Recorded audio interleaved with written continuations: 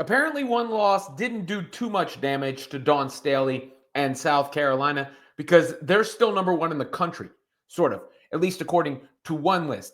No longer in the AP rankings. We know UCLA is number one there after blowing out the Gamecocks. But the first net rankings for the season were released by the NCAA. And as you can see here, South Carolina on top of that list.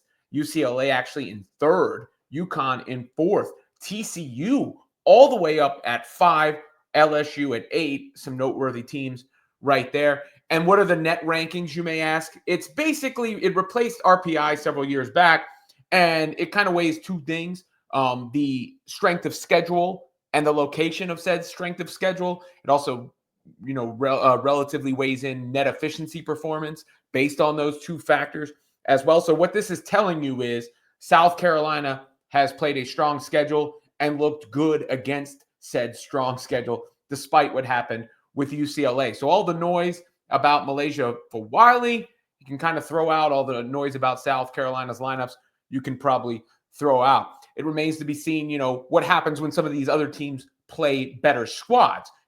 What is UConn going to look like when they're tested? We see Paige Beckers and AZ Fudd back together as a backcourt, and that's put a lot of smiles on people's faces. Kim Mulkey just got her 100th win at LSU.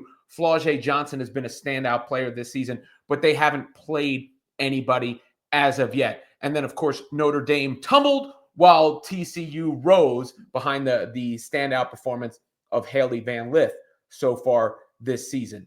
Something also noteworthy here is Iowa not in that top 25 I just showed you, as they've made their way back into the real top 25. They should be getting Lucy Olson back very soon as well.